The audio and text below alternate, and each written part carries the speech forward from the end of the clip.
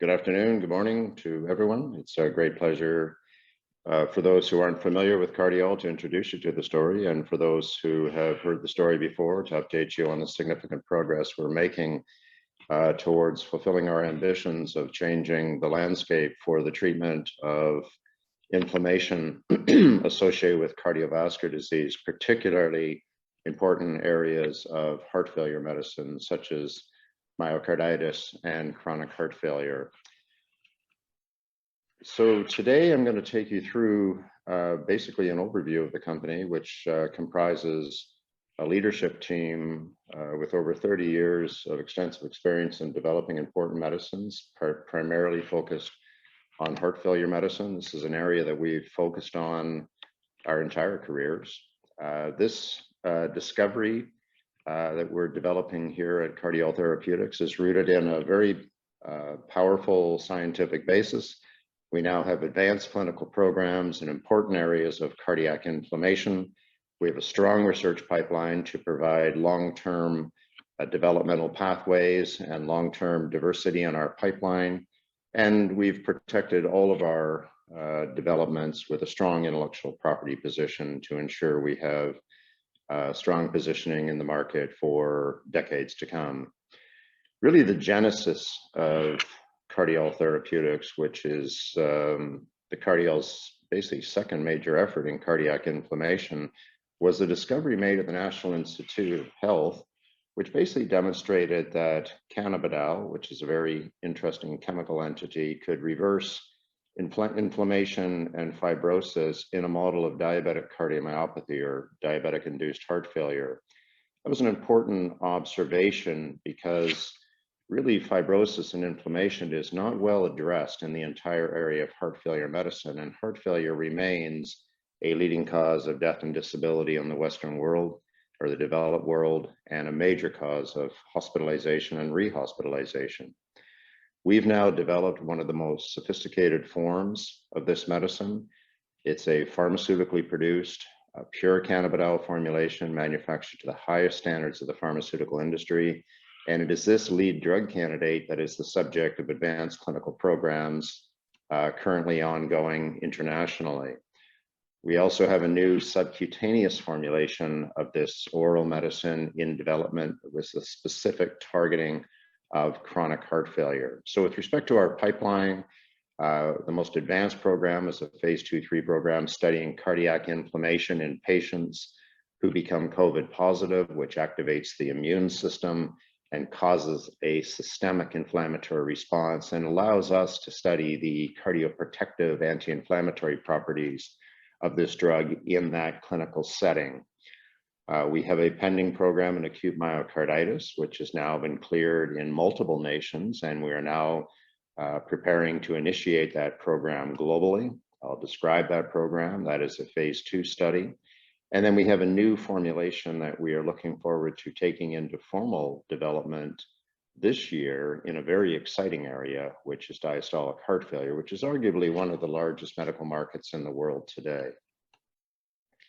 In terms of our interests in the cannabidiol molecule, we do believe, given its extraordinary safety profile and the impacts on a broad range of cardiac function, experimentally speaking, we believe this molecule has tremendous promise to change the landscape of treatment and improve the landscape of treatment for patients with cardiovascular disease in general, with an inflammatory component, and areas of heart failure in particular. This molecule has been shown to reduce inflammation and improve cardiovascular function, or the function of the blood vessel lining systemically. It's been shown to reduce important inflammatory mediators that are elevated in heart failure.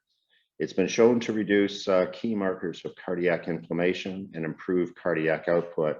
And perhaps the most exciting data that we've observed recently is the impact on fibrosis, which is it basically interrupts the process by which fibrosis sets in. And fibrosis is really death of the tissue of the heart muscle. So it's important to slow that process clinically. We've assembled an international steering committee comprising some of the key opinion leaders in heart failure medicine today from around the world. This distinguished panel is co-chaired by Dennis McNamara from University of Pittsburgh and Les Cooper from the Mayo Clinic, and they're collaborating with an international team with representation from Europe, Canada, United States. It's an international panel, and it is this panel that has designed all of our advanced clinical programs independent of the company, and that's important. So we've sought the best minds in the world today to provide stewardship and important design features for our clinical exercises. In terms of our most advanced program and our most significant clinical effort to date is the Lancet trial. This is a phase 2/3 study designed to investigate the cardiorespiratory protective properties of our lead drug, Cardiol RX, in patients who have cardiovascular inflammation secondary to the immune response to COVID infection. So we are all well aware the pandemic is affecting millions of people around the world, and this is presenting to Cardiol an opportunity to study the impacts of our drug on the inflammation caused by that, particularly in cardiac patients. Our rationale for entering this study dates back to the JAMA Cardiology publication, which appeared in 2020, which basically demonstrated early on in the pandemic that patients with a prior history of cardiovascular complications or cardiovascular disease in general had a markedly elevated mortality risk to the extent that they became COVID positive relative to the general population. So this is a Kaplan-Meier survival curve. Days is measured in time across the x-axis, and the y-axis is % survival. And you'll see at day 0, you have 100% survival, obviously, and then over time, patients with no prior history of cardiac injury had survival somewhere in the 98 to 99% range. However, to the extent that they had a prior history of cardiovascular complications or disease, their survival rates dropped to approximately 50% only. So we saw this as a unique opportunity to intervene in this acute phase of the disease in the first 30 days with a cardioprotective agent that we have developed and study its impact on major events, including mortality and cardiovascular complications, which include heart failure, development of myocardial infarction, myocarditis, or new sustained arrhythmias, or stroke. This is a randomized, double-blind, placebo-controlled trial. It is now international in scale. It is enrolling patients in the United States, Brazil, and Mexico. The study is designed to enroll 422 patients. And the major impacts we're looking at is its impacts on key markers of cardiac inflammation, also major cardiovascular outcomes. We'll dose these patients up to a relatively high dose of 15 mg per kilo. And if you're familiar with the cannabidiol development in the rare epilepsy areas, that has a maintenance dose of about 10 mg per kilo. So we're actually going higher than that in terms of dose in order to get as much drug on board as rapidly as possible to provide the best opportunity to confer a cardioprotective benefit to these patients. We also have running in parallel with this now a very important area in another area of heart muscle inflammation, which is importantly an orphan drug indication, and this is acute myocarditis. For those familiar with the orphan drug program, that provides the potential for an accelerated developmental path and regulatory approval path. It provides companies as a reward for developing drugs for rare diseases. It provides a 7 to 10-year monopoly, depending on the jurisdiction or market exclusivity once approved. And it really incentivizes companies to develop new important drugs for important areas of medicine. And certainly acute myocarditis is one of those important areas of medicine. For those of you who are familiar with the cannabidiol's development, it was originally developed for a rare pediatric orphan indication. Here we have another area that stems pediatrics and young adults, which is acute myocarditis. This is a devastating form of heart muscle inflammation and represents the leading cause of sudden cardiac death in people under the age of 35 today. It's a major cause of sudden cardiac death. It's a major cause of dilated cardiomyopathies or the development of heart failure in people who are young and healthy with no prior history or risk factors that are typically seen in a heart failure patient. and it is an inflammatory condition, typically secondary to a viral infection. So historically speaking, this would be the influenza virus, but now we have the causing significant rise in the incidence of myocarditis, and it is a rare reported complication of the mRNA vaccine strategies and certain chemotherapeutic agents.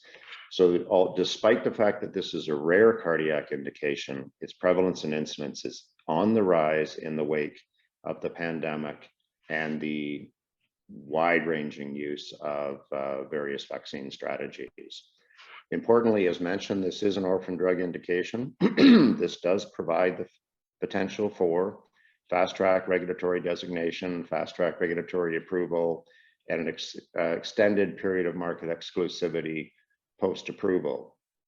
The prevalence, sort of pre-COVID in the United States, is about 73,000. That places the market at about twice the size of the market that was first developed with a cannabidiol-based medicine, and that organization was acquired for last year for $7.2 billion.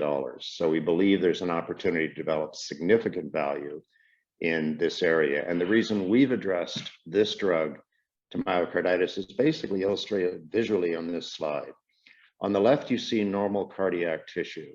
In the center panel, you see the red scarring that sets in when the immune system activates against a viral infiltration into the heart muscle. And then on the right, in the presence of myocarditis, you can see the tissue is substantially preserved when there's concomitant administration of the cardioprotective agent, cannabidiol. We believe for this reason and other experimental data in labs around the world, cannabidiol offers a potential as a cardioprotective agent to transform the treatment of this disease, for which sadly there's currently no form of treatment available today. We've recently received FDA clearance for a global study, a phase 2 program, which will enroll patients in Europe, North America, Latin America, as well as we expect Israel. And here we're looking at key markers of myocardial recovery. So what happens in a myocarditis attack is you get a reduction in cardiac output that leads to symptoms such as chest pain. If that is not resolved in the early phases of disease, these patients can go on to develop serious complications resulting in lengthy ICU stays, and some do go on to require cardiac transplantation. So we're looking at key markers, which include improvements in ejection fraction, so cardiac output, reduction in longitudinal strain, and extracellular volume, which is really an index of inflammation around in the heart muscle. This study is designed to enroll 100 patients. We anticipate now over 30 centers will be involved internationally in this trial, and we have a similar dosing regimen to that of the Lancer trial, where we'll titrate patients up to 20 mg per kilo over a treatment phase of 90 days with a view to protecting patients from the inflammatory impacts on the heart muscle during the acute phase of this disease. And theoretically, if we can accomplish that, these young healthy adults prior to developing myocarditis can go on to live a perfectly normal life. So that's where we're looking at in the acute setting. So we have 2 programs with our lead drug candidate, Cardiol RX, targeting acute phase of disease, but we also have a very important program that we're embarking upon in a chronic setting, which is heart failure. Now, heart failure by any measure is a devastating major impact on humanity in general. This disease affects 26 million people in the developed world. Over 6 million people in Canada and the United States at any one time suffer from heart failure. About half of them have diastolic heart failure, which is typically secondary to inflammation and fibrotic processes setting in the heart muscle itself. 30% mortality within 1 year and 50% within 5 years. So it really is a devastating diagnosis, not dissimilar to many forms of late-stage cancer. And this remains the leading cause of hospital admissions in the United States, driving about $30 billion in annual healthcare expenditures. What happens in diastolic heart failure in simplistic terms is you get a thickening in the ventricle muscle caused by inflammation and fibrosis such that the heart can't relax normally. So when it can't relax normally, it can't fill properly. So unlike systolic heart failure, diastolic heart failure is a dysfunction of the filling action of the heart. So it never has enough blood to meet metabolic demand. Patients suffer a significant impact on quality of life. They're frequently hospitalized and they have very high mortality and morbidity rates. We worked with the world-renowned center at the DeBakey Heart and Vascular Center, home of the first cardiac transplant ever performed in the United States. And we've performed extensive experimental research in collaboration with the DeBakey Center. And together we have developed what we believe to be the first subcutaneous form of cannabidiol. The benefits of this is this allows us to load more drug more efficiently into the patient, administering it much like insulin. This would be a very efficient treatment schedule, we believe. Patients would probably require 1 to 2 treatments per week. This allows us to get maximal drug into the systemic circulation so it can concentrate more efficiently at sites of disease because it doesn't go through the oral GI and liver metabolism process, or at least first pass metabolism, which can absorb a significant amount of drug that is being taken by the patient. And the first real signal for us of the efficiency of this route of administration was demonstrated in our work that was accepted for presentation at the American College of Cardiology sessions. And here we're looking at the impact on BNP. BNP is a prominent marker of cardiac stretch, indicative of heart failure. So when you get an elevation of BNP, that means you have a failing heart. And here we see at 2 dosing regimens, so 10 mg per kilo, which is the FDA-approved standard dosing regimen, cannabidiol significantly reduced the level of BNP in this experimental model of non-ischemic heart failure. But more importantly, this route of administration, when we went to 1/10 of that known FDA-approved therapeutic dose, we still reduced the level of this key marker of cardiac stretch and heart failure. We also observed the same in angiotensin-induced cardiomyopathy. So here we have hearts that are pumping against the resistance of hypertension caused by angiotensin. So on the left, you see a cross-section of a normal heart. One panel in, the bluish staining, is fibrosis being caused by the development of cardiomyopathy or heart failure because the heart is becoming fibrotic because it's becoming inflamed due to its, the fibrotic process is setting in because of the constant pumping against the resistance of high blood pressure. And the vast majority of heart failure patients have high blood pressure. And then one panel over, in the presence of this hypertensive state, you can see that 10 mg per kilo reduces or reverses that fibrotic process. And we have the same observation again at 1/10 of that dose. So here we are observing in a classical model of non-ischemic heart failure that we can ameliorate or reverse the key underlying process of heart failure. We look forward to developing this as a potential new breakthrough medicine for one of the largest medical markets in the world today. So the major milestones that have positioned us for a very exciting year in 2022.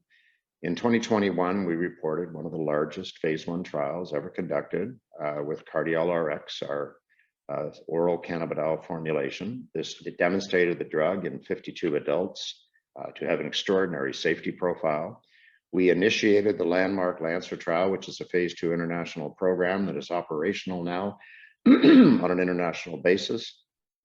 Importantly, we received a second IND clearance to initiate a program in this new area of inflammatory heart disease, which is represented as a cardiac orphan indication and affects young, healthy adults. So a critically important area to develop new medicines for, because currently there is no recognized standard of care. We appointed renowned cardiologists both at the senior management level as well as the board of directive level, with Dr. Guillermo Torre joining the company as independent chair and Dr. Andrew Hammer joining as chief medical officer, both bringing extensive backgrounds in cardiovascular medicine from industry and clinical practice. We uplisted to the NASDAQ, and we raised gross proceeds of approximately $100 million, which has positioned the company in an extraordinarily strong financial position to execute for multiple quarters into the future, and a very exciting development pathway. And the major milestones that we've set for this organization in 2022, which we believe is positioning the company to transform its value proposition in the area of cardiac medicine, is we will complete and report the Lancer trial, which will be, we believe, the largest trial ever conducted with this form of medicine, especially one targeting cardioprotective properties of it, which can provide key data in terms of this drug's impact on cardiac inflammation, which is translatable into, in our view, multiple areas of heart failure medicine. We will initiate the acute myocarditis program, which positions us for our first orphan indication, which many companies have generated multiple billions in value around. You can think about the first experience with Cannabidiol, that organization that specialized in the pediatric orphan epilepsy. They were acquired for $7.2 billion. But we believe more analogous to the Cardiol is the MyoKardia story, which was an organization in 2017 that was valued at approximately the same value as Cardiol is today. And that company was acquired for $13 billion in late 2020. We'll be initiating a broad international program in a very important area of medicine, representative of one of the largest underserved medical markets in the world today, which is diastolic heart failure. And we have a very strong discovery program looking at new novel therapeutics addressable to important areas of systemic inflammation. Our management team combines 30 years in various disciplines associated with the development of new heart failure medicines. As mentioned earlier, we were thrilled when Dr. Andrew Hammer joined the organization in early 2021, bringing 20 years of heart failure medicine practice, a prior history, trained under the world-renowned Harvey White, and he had run over 40 multinational, multi-center trials in heart failure medicine, and then joined Amgen to head their cardiometabolic program and headed their Repatha program, which was $1 billion drug for many years. So he brings this rare combination of industry experience and heart failure medicine experience. Very experienced CFO with over 30 years experience in high-tech industry and life sciences. Dr. Andrea Parker, extensive experience in international clinical operations, running several heart failure programs internationally during her 30-year career. Bernard Lim, Chief Operating Officer, has scaled the productions of many new biotechnology drugs from concept through to commercialization. And Ann Tomlin's an extraordinary talent on the regulatory and quality front with over 30 years experience in industry. Our board of directors is international and independent, chaired by a world-renowned cardiac transplantation specialist, Dr. Guillermo Torri Amioni, who headed the cardiac transplant unit at the DeBakey Heart Center for many years, and now heads one of the largest private research institutes in the world. Ian Chalmers, a commercialization specialist. Colin Stout, one of the early employees of GW Pharma. He joined that organization in the year 2000 and presided over the team that developed the world's first FDA-approved Cannabidiol formulation that was approved in 2018, at which point he retired from that organization and chose to join our board 1 year later, and has been a great addition to the team. Peter Picos is a veteran of the pharmaceutical industry. He started Dalton Pharma in 1987, has spent his entire career in the pharmaceutical industry, and they're our international partner for all of our drug development efforts. And Michael Wilner has brought over 40 years experience from the life sciences industry on the investment side, also brings legal and accounting acumen to the board at the highest level, and is the chair of the audit committee. We've recently assembled and appointed our scientific advisory board, comprising some of the top minds, really extraordinary talent in terms of cardiac inflammation, in terms of Paul Redker, who has studied the inflammatory processes in atherosclerosis for his entire distinguished career. Bruce McManus, another heart failure specialist, who's also studied the role of inflammation in cardiac medicine and the interaction between various viral infiltrates in cardiac medicine, including the COVID virus. And then Joe Hill from Dallas, who's an extraordinary talent, has spent most of his career studying diastolic heart failure, which remains arguably one of the largest medical markets in the world, for which there hasn't been a significant therapeutic breakthrough in many, many years. So we're thrilled this team has joined the organization as to provide independent stewardship, insights to our steering committees, to our board of directors, and to our management team. Also pleased to be in a very strong financial position. This company currently has, as at November 11th of last year, we had $85 million in the bank, no debt, no long-term obligations. We're well represented by employees and insiders with 11% ownership stake, and our pharmaceutical and research collaborators also hold 4% of the organization. So the organization's in its strongest financial position it's ever been in, has extraordinary plans for the year 2022. We're well capitalized to execute across all of those platforms, as I said, for many quarters into the future, given our financial strength, and we look forward to delivering to shareholders significant progress in this coming year. So that's a high-level overview on Cardiol Therapeutics. I'm not sure if we have time for questions. If we do, I'd be more than happy to address them. Perfect, David. Thank you for the presentation. Very clear and nice. Yeah, 15 minutes for Q&A. So we're gonna go on right away with quite a few questions we received lately. They might not be linked to each other. I will just read them to you one after the other, and maybe then we'll trigger a conversation together regarding the answer you provided. How are you planning to expand your portfolio with digital therapeutics like tracking applications or medtech devices? Or are you planning any joint ventures with med class 2A devices? I'm not really sure the orientation of that question.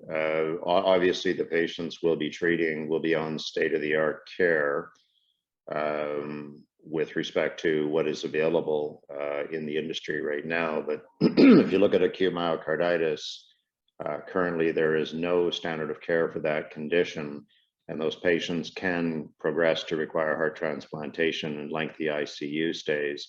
So clearly we see an opportunity to intervene with an oral therapeutic there and transform the treatment of that disease potentially. In the area of heart failure medicine, again, one of the highest mortality rates in any indication and one of the highest complication and hospitalization rates. So clearly an area, an area where new forms of therapeutic intervention are required. But as to how the technology that the person asking that question is being utilized, we see adding a new standard of care on top of whatever technological advances are available at any one time to that patient population.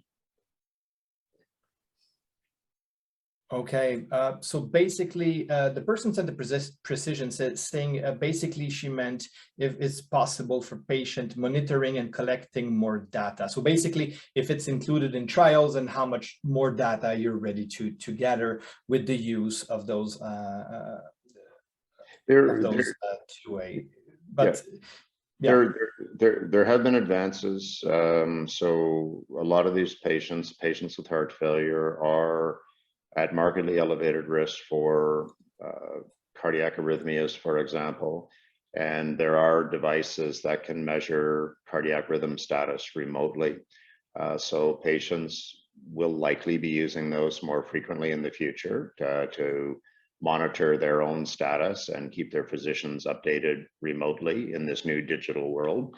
And if anything, that would help identify patients that require an intervention, because cardiac arrhythmias can be secondary to an elevated inflammatory state. So certainly technology is playing a role in improving the diagnosis primarily, as well as the management of these deadly diseases. Perfect. Michael has a question. Any other markers being utilized besides BNP for diastolic heart failure to avoid confusion in renally compromised patients? We'll be studying multiple inflammatory markers across all of our clinical indications. Other prominent markers could be IL-6, for example, tumor necrosis factor, or TNF. Interleukin 10 is an important agent to monitor. We will be measuring markers of fibrosis, for example, as well. So BNP is a classic marker of cardiac stretch, but that would not be the only marker that we would monitor in these patients.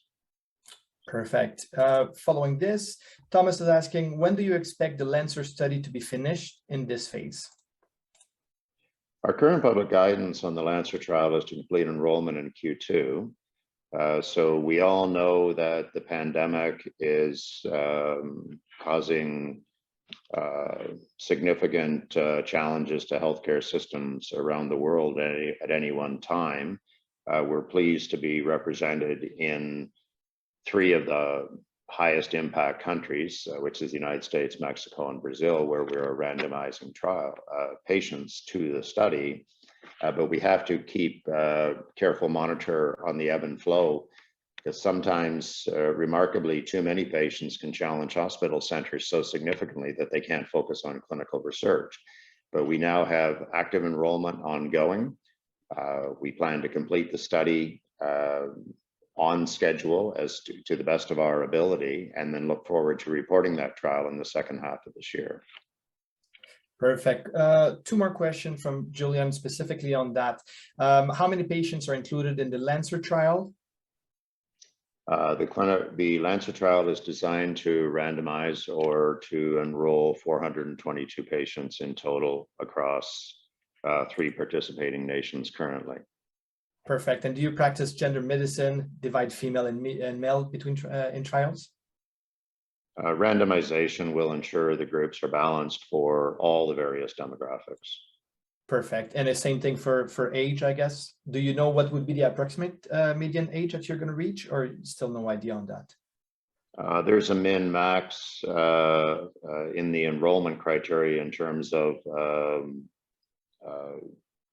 a lower age level of 18 and then an upper age range. But again, randomization, we would expect will balance out those groups. So if I was to speculate on a median age in that trial, it's probably going to be somewhere between 50 and 70 years of age. Perfect. Now an interesting question from Miguel, and that's going to let you maybe clarify a bit the position of your company. The question is, given the multiple studies that have recently shown CBD preventative properties of COVID, will Cardiol be looking at that area in any way moving forward? Well, the primary, we first and foremost see cannabidiol addressable as an anti-inflammatory, anti-fibrotic agent, and that is the primary focus of our experimental and clinical research. There have been some new data recently published that potentially show antiviral properties to this molecule as well, which may contribute in many ways to Cardiol Therapeutics developmental efforts, given that myocarditis, for example, irrespective of the pandemic, has primarily been caused by viral infections, such as the influenza virus or less well-known viruses. And now we have the COVID virus causing myocarditis, causing cardiac inflammation in general. So to the extent that cannabidiol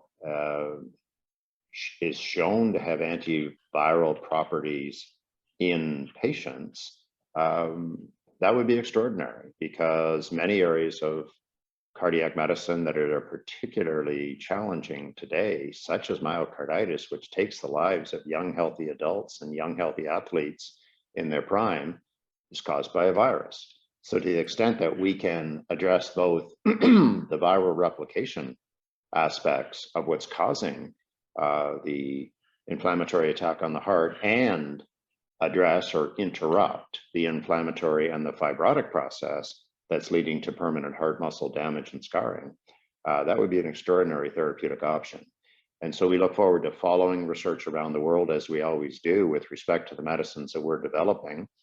And should it turn out that this drug has prominent antiviral properties in addition to its prominent anti-inflammatory, anti-fibrotic properties, that'll be an extraordinary outcome that will benefit Cardiol for many years to come. Perfect. Thank you for that. Now, maybe two other questions together. Oh, okay. Just a new one came in from Natasha. How will you make sure that the patent will highlight your dominance in the market while having competition in the huge CBD market? And I might add to that a sub question from another attendee that just that sent it. So basically, also, how will you compete against big pharma? What's your access strategies? Let's discuss a bit about if you get to commercial acceptation, what will your strategy be like? Where do you see yourself in terms of competing with the big pharma and in terms of dominating that market? Well, in terms of the commercialization strategy, intellectual property plays a prominent role in that, but it is not the only contributor with respect to that. So how will we dominate in our markets? Okay, first and foremost, if you look at acute myocarditis, there's currently no accepted standard of care.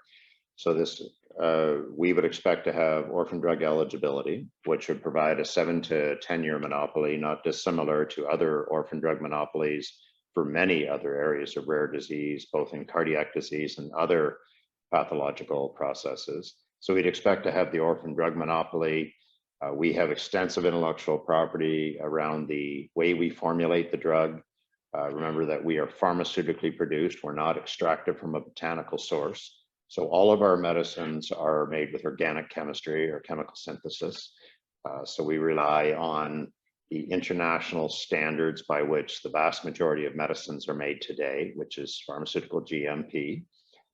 We have extensive intellectual property around how we formulate, how we concentrate, how we stabilize the medicines. We have a new novel subcutaneous formulation, which we believe will be first in class, first developed by any company, which will allow the drug to be administered much like insulin. So the drug can enter the systemic circulation directly without having to pass through the GI tract and first pass metabolism through the liver. So we can get more drug on board more efficiently to fight disease. And we have intellectual property around all the ways that we formulate that new subcutaneous formulation. And then with respect to commercialization, we would look to partner with the dominant players in heart failure medicine today. So if you look at the subcutaneous formulation, for example, our goal and our objective is to demonstrate proof of concept efficacy in a market such as diastolic heart failure, which represents probably the second or third largest medical market, maybe next to diabetes and Alzheimer's, for example. In terms of its size and scope, it's a $30 billion impact market in the United States alone, because that's what it costs to care for those patients. So we would look to partner with one of the dominant players in heart failure medicine, like a Novartis or a Pfizer or a Sanofi, for international commercialization. And that would add another layer of competitive positioning, because our goal is to demonstrate the medicines, from an efficacy point of view, an impact on the pathology or on the disease itself, and then look to partner with the key players who are dominant on the commercialization side, because Cardiol's strength is in the discovery and development of new important medicines in cardiac inflammation. Commercial infrastructures are already established by big pharma, and we would look to partner with them to ensure the drug enjoys its commercial success as soon and as broadly as possible, to the benefit of the millions of people affected by cardiac inflammation and heart failure.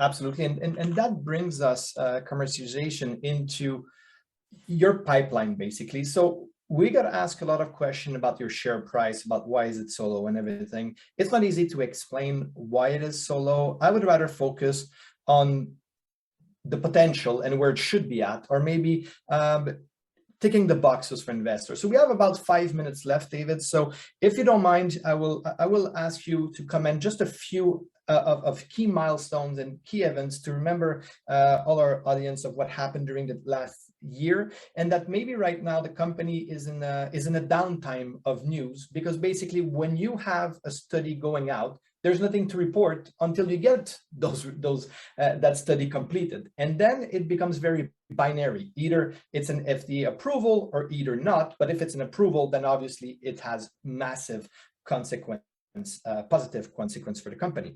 So the first thing that's very important to me is management. You made tremendous nominations within the past month on your board, and I want to re-emphasize on that. We're talking about Dr. Paul Ridker. We're talking about someone that has over 900 peer-reviewed publications and reviews, 64 book chapters, 6 TED books in cardiovascular medicine. How important is such a nomination? What does someone with that background specifically bring to the company? Well, primarily they bring 3 decades of experience developing and focused on new ways to influence, in this regard, inflammation in the cardiovascular system. So if you want to develop a new medicine, a new important medicine, I was taught many years ago, you go to the top 10 in the world in that area and you convince 1 or 2 of them to work with you. In the case of Cardiol Therapeutics, we have, combined with the steering committee and our scientific advisory panel, we have some of the foremost experts in myocarditis, heart failure medicine, atherosclerosis, inflammation in the entire world on those panels. So we have the most experienced individuals in the world in the area of specialty or in cardiovascular disease, independently designing and inputting to the design of our programs. So we have the best minds making sure that our clinical trials and the research efforts and programs that we have underway are designed as close to perfection as possible, so they have the best possibility to answer the important questions they're designed to do. And then in terms of valuation of the organization, I think you have to look at moments in time. In 2017, MyoKardia was valued at approximately the same value as Cardiol Therapeutics is today.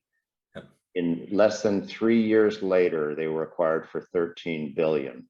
So where that value unlock occurs is a moment in time. It's hard to predict, provided Cardiol Therapeutics is properly funded, which we are, and we execute our program with precision, and we take the guidance of the best medical minds in the world today. We firmly believe we will be significantly revalued upwardly for that in the fullness of time. Now, which day that occurs, I can't predict, nor can anyone.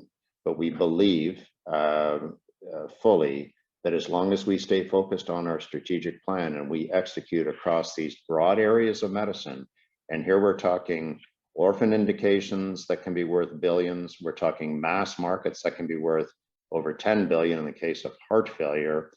And we have the right team in place with decades of experience. We have the right board of directors to provide stewardship, and we have the right external advisory teams to make sure that our research is designed with the state of the art for today's area of heart failure medicine.